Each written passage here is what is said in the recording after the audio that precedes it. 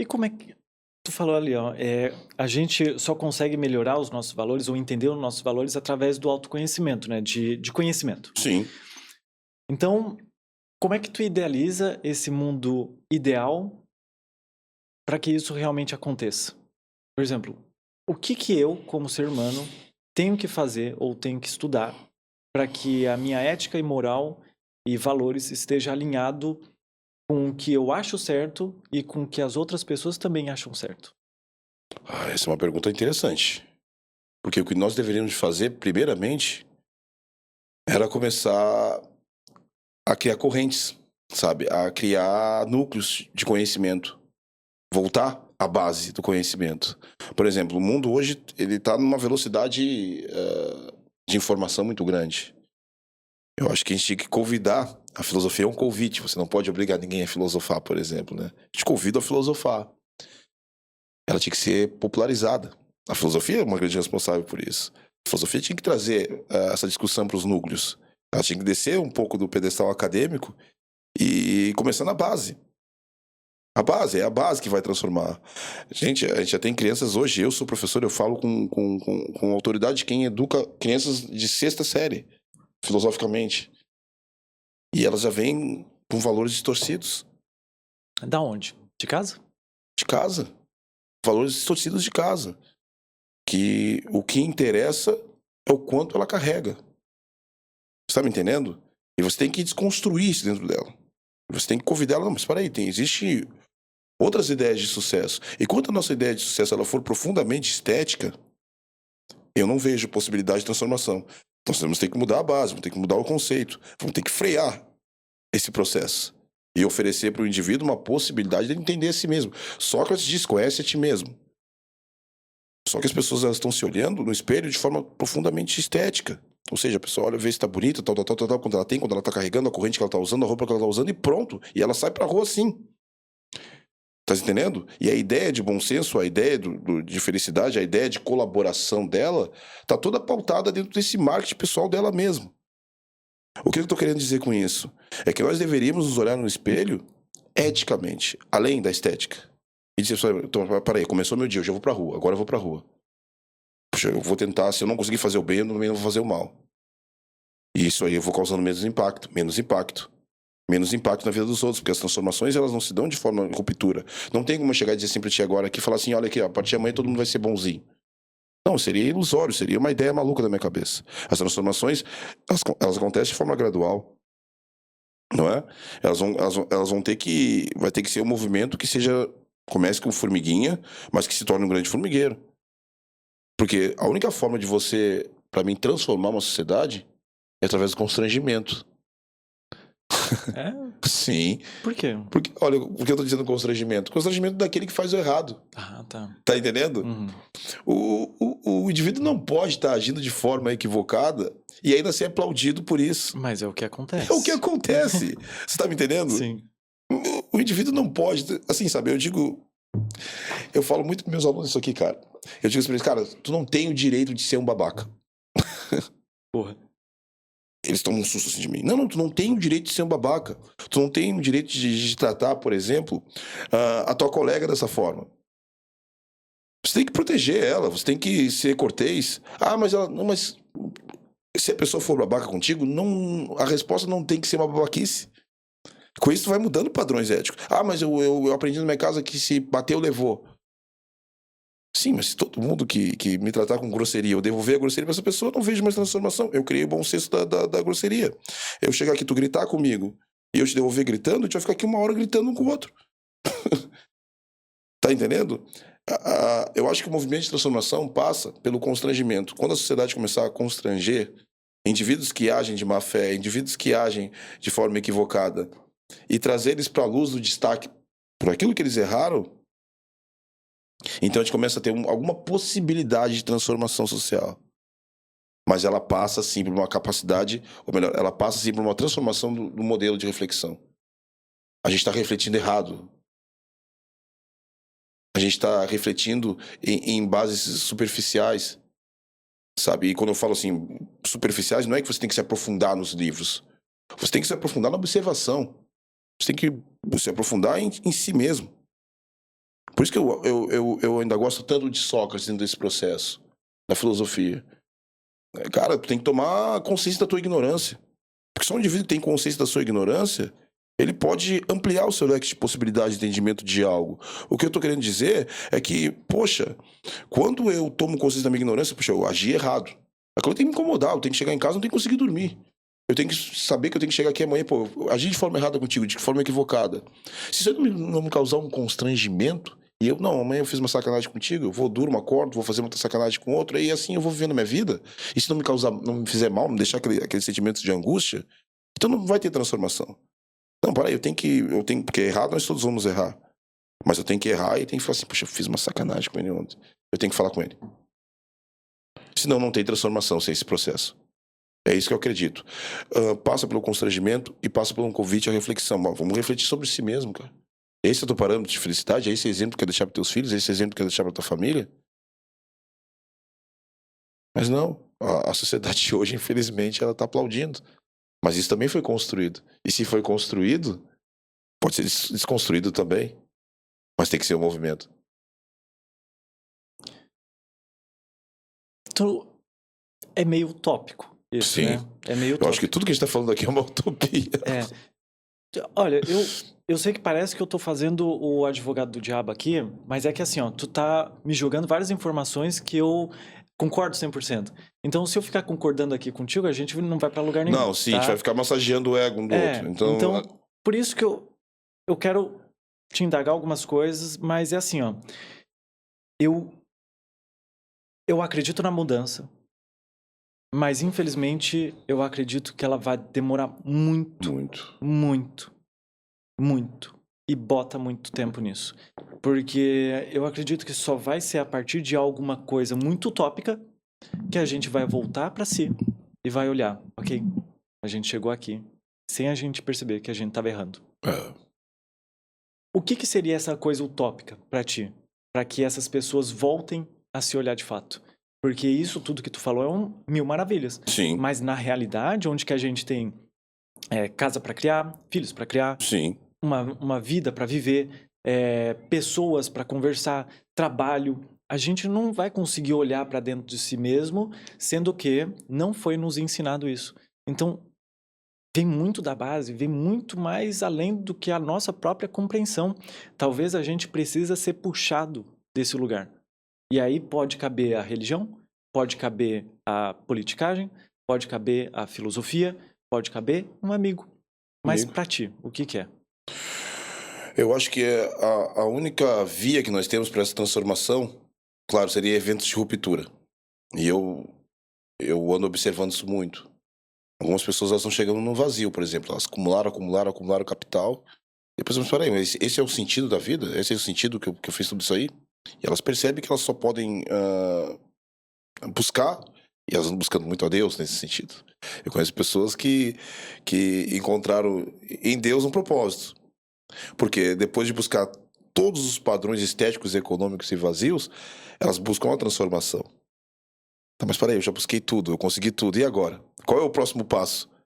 Quando o indivíduo percebe que não tem o próximo passo, depois que ele já comprou a casa que ele queria, já tem o dinheiro que ele queria acumular, e ele não consegue ter esse próximo passo, esse mesmo indivíduo, ele entra em desespero, ele entra no vazio.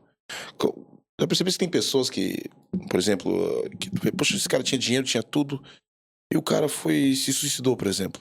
Vários relatos, né? Não é? Vários relatos. Pô, mas o cara tinha uma vida perfeita, uma mulher perfeita, filhos perfeitos, não é? Casa perfeita.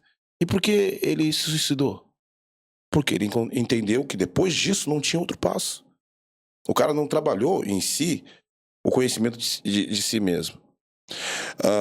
Quando a gente vai começar a notar isso aí, por exemplo, tá me pedindo, tá, mas como isso vai acontecer? Eu particularmente, eu não tenho uma ideia de um ponto que vai acontecer que as pessoas começam a se tocar que isso aqui é um projeto vazio. Por isso que eu sempre estou convidando as pessoas a refletir sobre si mesmas. Porque isso só vai gerar no momento, essa transformação só vai acontecer no momento em que as pessoas começarem a notar que elas estão correndo atrás de um projeto que é vazio. E quando eu digo que é vazio, é claro que ele vai dizer, mas como que é vazio? Eu sou feliz assim. Sim, tu pode ser feliz assim. Mas essa felicidade, ela também vai chegar uma hora que ela vai querer um lugar de repouso. E as pessoas não estão descansando mais. Porque elas acordam cedo, elas dormem tarde e viram na ideia de progresso, o único valor, progresso, progresso, progresso, progresso, progresso. Mas as pessoas ficaram vazias dentro desse processo. O indivíduo, ele é raso. E ele não se provoca. Então, claro que eu estou falando aqui de uma forma ideal. Eu gostaria que as pessoas fizessem isso, eu gostaria que as pessoas pensassem. Mas nessa dinâmica de mundo que nós vivemos hoje, eu sou sincero em dizer para ti, eu não sei onde tudo isso vai parar. Eu não sei. Sabe, eu não sei, eu também, quando eu tô conversando contigo aqui, eu fico pensando nisso aí, então, mas peraí, qual seria o ponto de mutação e de transformação, não é? E eu não consigo ver esse ponto de transformação que seja o ideal, entendeu? Eu consigo ver uma atitude que deveria ser proliferada, mas aí tu falou uma coisa que é interessante pra mim, tu disse assim, mas nesse mundo nós trabalhamos todos os dias, nesse mundo nós cuidamos das crianças, pagamos contas e precisamos do dinheiro, sim. Porque o mecanismo está tão bem organizado que se você parar, você é levado a essas táticas. Você é levado a essas táticas. Todos os dias quando a gente acorda, a gente é levado a essas táticas de acúmulo de capital, porque as pessoas do mundo real têm contas vencendo, né? As pessoas do mundo real, elas têm que pagar a escola do filho, as pessoas do mundo real, elas têm que fazer mercado, as pessoas do mundo real, a gasolina delas aumenta. E a pessoa, ela quer sobreviver. Então nós vivemos no mundo da sobrevivência, não vivemos no mundo que você vive. E sobreviver não é viver, sobreviver é você simplesmente conseguir subterfúgios para mais uma semana, para mais um mês. Mas a vida em si, ela não é isso. E a pessoa não dá tempo para ela se analisar, se autoanalisar, se autodefinir, rever o projeto. As pessoas só começam a fazer isso aí depois que elas conseguem acumular o bastante, que depois elas entendem do vazio que elas viveram. E é cheio de exemplos assim. Tem gente que diz assim, poxa, eu vivi a minha vida inteira acumulando dinheiro, dando dinheiro, meus filhos estão lá, estão tudo com dinheiro, mas aí tu vê os filhos que pegaram a herança e não sabem nem o que fazer com o dinheiro do pai. Pô, tudo fora. Porque não aprenderam com isso os valores. Eles acumularam capital, mas perderam os valores. E essa perda de valores parece que cada vez mais é mascarada. Porque eu não quero que tu entenda isso aí. Que tu tem que ter valores muito bem construídos dentro de ti para que tu possa realmente viver a vida boa, como nós falamos. Ou você vive a vida da felicidade ou vive a vida da alegria. Infelizmente, as pessoas estão vivendo a vida da alegria, da euforia. E na euforia você não pensa. Né? Quando você age de forma eufórica, você está eufórico. E a gente vive numa eterna euforia. E vão criando mecanismos para mais euforia. Já percebeu isso aí? E o povo não está muito contente. Vamos criar, então, outro mecanismo de euforia. O tigrinho. Aí ele ganha dinheiro rápido lá. Como a gente deu como exemplo o tigrinho lá. Tal, eufórico. Aí o cara tem 10 reais. O cara tem 10 reais, vai lá. Eu não sei porque eu não jogo, mas transforma esses 10 reais dele em 100. Euforia. Então o cara esquece que tem problema para resolver. O cara esquece de dar um conselho pro filho. Assim, eu vou te falar, eu adoro teoria da conspiração, né, cara? Então divide comigo. Eu tenho uma ideia Obrigado. de quando que a gente vai olhar para si mesmo. É quando a gente chegar no platô daquilo que a gente procura. Hoje em dia eu vejo que a gente está procurando muito a questão tecnológica. Eu vejo uma grande ascensão da tecnologia como algo em que em vez de olhar pra gente, que a gente é muito complexo, até porque pra gente resolver um problema, a gente precisa estar de fora dele, né? É isso que a psicologia faz, Sim. né? A gente olha o problema de fora, assim como a ciência também faz. Então eu acredito, na minha teoria da conspiração, é que a gente só vai conseguir olhar pra si mesmo quando chegar ao platô da tecnologia. Onde que a gente estudou tudo sobre a tecnologia, todas as coisas que dá pra fazer, a gente já tá vasculhando outras galáxias. Olha isso, é muito tempo, tá, que eu tô falando. E aí sim, quando chegar esse platô de tecnologia, eles vão olhar e pensar, pô, aonde que a gente pode se atualizar? Na nossa mente. Nossa mente. Em quem nós somos. Claro que, nesse meio tempo de milhares de anos, se a gente sobreviver, acredito que sim, a gente também vai estar trabalhando em si, mas muito menos do que está sendo agora. Eu acredito que a gente está ainda numa entrando nesse teu no que tu me disse, a gente tá ainda vivendo a gente acha que já tá na maioridade da razão, mas a gente tá na menoridade da razão ainda. Uhum. Não é? Eu acredito que a gente ainda tem muito que descobrir enquanto qual é o nosso papel aqui nesse mundo, né? E o ser humano, ele deixa que as eu falo trevas, né? Mas não seria a palavra correta de usar aqui agora nesse ponto, trevas. Mas a gente vive sim a uma espécie de uma névoa na nossa mente, sabe? Que nos impede. Então a gente só vê algumas luzes piscando. Essa é uma teoria minha, sabe? A gente tá num nevoeiro. Então as luzes que brilham mais são as luzes que a gente vai se agarrar. E o que está acontecendo hoje no mundo? As pessoas estão indo nessas luzes da economia, nessas luzes da estética. Porque encontrar elas mesmas é você passar pela escuridão dessa névoa, sabe? É você não saber qual vai ser o próximo passo. As pessoas querem passos de segurança. Não, vai aqui que vai te dar dinheiro, primeiramente. Mas algumas pessoas elas não conseguem perceber que elas conseguem criar uma estrutura sólida naquilo que elas trabalharem, construírem a partir de princípios. Né? As pessoas esqueceram os princípios. A gente está vivendo um mundo que os princípios são ultrapassados. Então, quando você fala que quando a gente chegar, por exemplo, no momento que nós já conseguimos resolver todos os outros problemas, mas eu acho que o ser humano ele vai sempre gerador de problemas. É que eles precisam disso, né? Sim, mas a gente precisa de seres humanos que sejam resolvedores de problemas. E hoje as pessoas desviam dos problemas. Elas geram os problemas e elas meio que vão contornando os problemas. E elas não vão tratando esses problemas. Então eu contorno aqui, eu contorno. Se eu tenho um problema em casa, eu vou contornar que eu vou pro bar. Tá entendendo? Eu não vou procurar conversar, não vou poder procurar dialogar. Hoje em dia, os celulares, eles estão impedindo que as pessoas dialoguem entre si. Então as pessoas estão ficando até monossílabas. Elas não falam mais. Então, eu já sentei em mesa, onde a família toda estava no celular quase. Comendo todo mundo quieto, cada um no seu celular. E quando o ser humano perde essa capacidade de dialogar, ele também perde com tudo a capacidade de criar novas ideias. Porque a gente reflete alguma coisa, a gente fala essa coisa, aí eu vejo como ficou o meu discurso sobre aquilo que eu pensei, ele ecoa em ti e volta para mim, então eu vou fazer a reflexão desse mesmo discurso. E vou melhorar essa ideia. As ideias não são mais melhoradas. E por isso que eu fico preocupado, porque as ideias iniciais são as que ficam e perduram. Por exemplo, qual é a ideia? O que eu mais escuto hoje dos jovens, por exemplo? Professor, eu acho que a escola não vale mais a pena. Eu pergunto por quê? Ah, porque eu faço não sei o que no YouTube, eu faço um site não sei do que, eu vou trabalhar numa plataforma não sei o que, eu vou ficar rico. Tá aí, o teu objetivo na vida é ficar rico. Claro, professor, qual vai ser o meu outro objetivo ficar rico? Tá entendendo? Então o cara ele excluiu a ideia da construção de si. E parece que é interessante para aquelas pessoas que dominam a sociedade que o indivíduo não tenha mais o propósito de construir valores, nem princípios. Tá. Por que esse é o certo? Por que o dele também não pode ser o certo, construir riqueza? Eu sei que tu não falou que isso é o certo ou errado, Sim. mas eu tô te indagando aqui. Não, eu te digo categoricamente que o dele não pode ser o certo. É? Não deveria ser o certo. Por quê? Porque a vida humana, ela se define em viver com outros humanos. Legal. E Sim. você, de alguma forma, causar bem-estar para os outros humanos.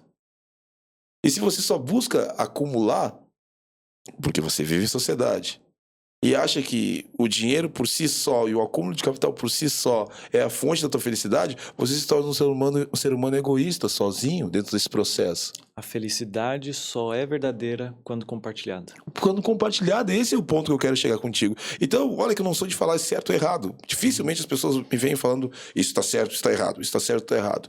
Mas se a tua vida é só acumular capital, eu te digo categoricamente, a tua vida está errada. Se você não pensa em partilhar a sua felicidade, e se você não tem preocupação com os impactos que a tua felicidade pode causar, você é mais uma criança mimada, que só quer aquilo que te faça bem e deu. Ah, mas eu tô pensando em mim. Não, mas a vida não é só sobre pensar sobre você. E quanto mais cedo aprender isso aí, mais cedo tu pode ajudar a transformar esse mundo que nós vivemos. Mas o grande problema é que nós voltamos aqui. Nós criamos isso aí como um critério de valor. e de princípio de felicidade e até mesmo princípio de sucesso. As pessoas colocaram no mesmo patamar sucesso e felicidade. Mas sucesso pode ser um plano ruim também e ter sucesso. A felicidade real, não. O que é a felicidade real? A felicidade é aquela, como nós falamos, aquela felicidade real é aquela que tu possa partilhar. Se tu chegar no pico da montanha sozinho, tu vai ver que lá é um lugar frio e solitário. E a tua vitória não vai fazer sentido nenhum. Mas se tu tirar uma fotinha e mandar lá naquele grupo... No grupo. Mas aí não é uma felicidade. Ali tu tá causando só simplesmente ciúmes. As pessoas... Tá entendendo o que eu tô te falando? Tá. Que as pessoas criaram... Que a ideia da minha felicidade é que os outros me invejem. Sabe? A minha felicidade... A minha pseudo-felicidade. Eu já cheguei no pico da montanha, sozinho. Agora eu bato uma foto. Bom, mas a foto é algo frio, sem sentimento ainda, né? Sim. Tu bateu outra foto e mandou no grupo. Ou posta no Instagram a tua foto. Vou botar assim. Chegou no pico da montanha, você bateu a foto e postou no Instagram. Quer ver essa tua felicidade virar uma tristeza? Se chegar lá no Instagram e tiver só 2 curtidas da tua foto. E não tiver nenhum comentário. Exatamente. O que a pessoa que estava no pico estava feliz da vida? Mas peraí, o que está acontecendo? Que ninguém curtiu o que eu fiz? Se ninguém curtiu o que tu fez, todo aquele teu processo, chegar no pico da montanha, não vai ter valor nenhum mais para uma pessoa que só tem a vida pautada dentro dos princípios estéticos. Mas se ela conseguiu construir a subida dela, a escalada dela até o pico da montanha, e aquilo fez sentido para ela, e as pessoas que estavam lá torcendo para que ela não chegasse no pico da montanha, ao contrário, estavam lá aplaudindo ela não tá nem preocupada com o like, ela não tá nem preocupada com a foto, porque o caminho fez sentido, tá me entendendo? A gente vive hoje um mundo que o caminho não faz mais sentido, a pessoa só quer o fim. E esses fins que nós temos hoje são fins eufóricos. De uma euforia somente. E euforia não é felicidade, eu defendo muito isso. Eu tenho que me cuidar, muitas vezes eu me policio para não ser eufórico. Eu já fui muito eufórico.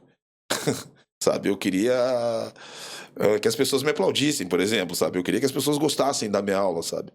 Porque gostando da minha aula, as pessoas estão me aplaudindo, eu tenho aquele êxtase, não, sou um bom professor, tá bom. Tá, mas aí eu comecei a pensar, a gente vai envelhecendo e vai pensando, mas peraí, é uma aula eufórica, mas será que é uma aula que é feliz? Porque a felicidade da aula também é uma felicidade de uma aula de filosofia, qual que é? É que o teu aluno também fica um pouco desgostoso contigo, sabe? Que ele fica um pouco incomodado contigo. Não que ele fique só aplaudindo aquilo que tu tá falando. Porque isso aí faz bem pra quem? Pra mim só. Não, eu quero que esse aluno também saia daqui um pouco assim, ó. Quem esse cara pensa que é pra falar essas coisas pra mim, sabe? Porque ele sabe, mas peraí, eu não concordo com esse professor. O maior valor que tem hoje pra mim é quando a pessoa diz assim, não concordo. Porque uma pessoa quando fala que não concorda comigo, ela abre a possibilidade pra que a gente possa dialogar em um mundo que não dialoga mais. Quando as pessoas perdem o interesse por você, elas começam a concordar contigo também. Não é?